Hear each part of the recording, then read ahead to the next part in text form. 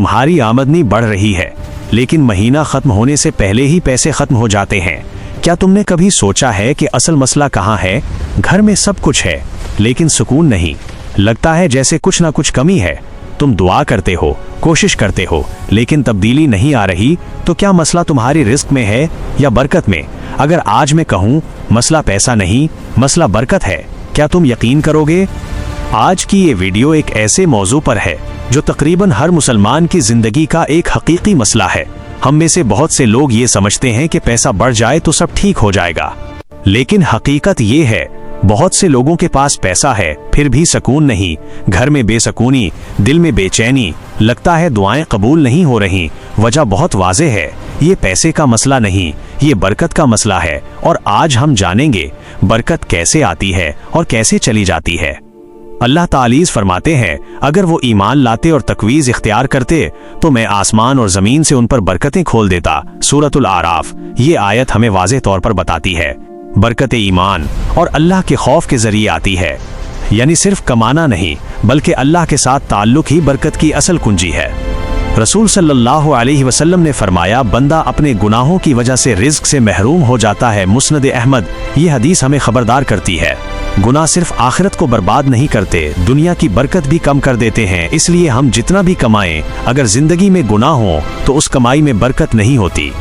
जरा सोचो, दो आदमियों की आमदनी बराबर है, लेकिन एक के घर में सुकून, इत्मीनान, खुशी है और दूसरे के घर में बेसुकूनी, परेशानी, बेइत्मीनानी। क्यों? क्योंकि बरकत सिर्फ पैसे की मिकदार में नहीं, बल्कि उसके असर में होती है। बरकत का मतलब है कम चीज में भी ज्यादा फायदा, और अगर बरकत ना हो तो ज्यादा चीज में भी तसल्ली नहीं होती। इसलिए मसला पैसे का नहीं, बल्कि बरकत का है। एक आदमी सारा दिन हलाल तरीके से काम करता है, नमाज पढ़ता है, सदका करता है, उसकी आमदनी शायद कम हो, लेकिन उसके घर में सुकून है। दूसरी तरफ एक शख्स बहुत पैसा कमाता है, लेकिन उसमें हराम शामिल है, सूद में मुब्तला है, नमाज नहीं पढ़ता, उसके घर में सब कुछ होने के बावजूद सुकून नहीं, औलादे नाफरमान, इस दवाजी जिंदगी में मसाइल। ये हकीकत हम रोज अपने इर्द गिर्द देखते हैं, लेकिन समझ नहीं पाते। ये बरकत का फर्क है। आज के दौर में हम सोशल मीडिया में इतने मसरूफ हैं कि हम अपनी जिंदगी को दूसरों से मुवाजना करते हैं। हम देखते हैं उसके पास इतना पैसा है, उसके पास इतना कुछ है, लेकिन हम ये नहीं देखते इसकी जिंदगी में सुकून है या नहीं। हम ज़ाहिरी कामयाबी को अहमियत देते हैं, लेकिन अंदरूनी बरकत को भूल जाते हैं। यही गलत नुक्ता नज़र हमारी जिंदगी को बेसुकून बना देता है। एक बार तसव्वुर करो, तुमने बहुत मेहनत से पैसा जमा किया, लेकिन अचानक बीमारी, मसला, मुसीबत आकर सब खत्म कर दे। तब तुम समझोगे बरकत ना हो तो कुछ भी मुस्तकिल नहीं। तुम शायद ये सोच रहे हो अल्लाह तुम्हें नहीं दे रहे, लेकिन हकीकत ये है हम खुद ऐसे काम कर रहे हैं जो बरकत को दूर कर देते हैं। और सबसे खौफनाक बात यह है हम उसे समझ भी नहीं रहे।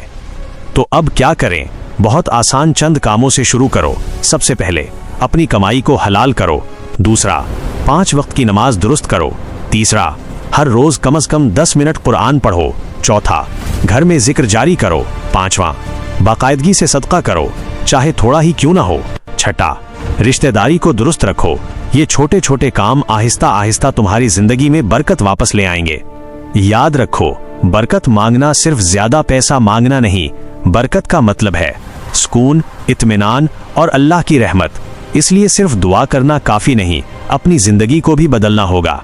आज तुम जो फैसला करोगे वही तुम्हारे आने वाले दिनों की जिंदगी का तायुन करेगा। आपका क्या ख्याल है? क्या हम खुद ऐसे कुछ कर रहे हैं जिसकी वजह से हमारी जिंदगी से बरकत चली जा रही है?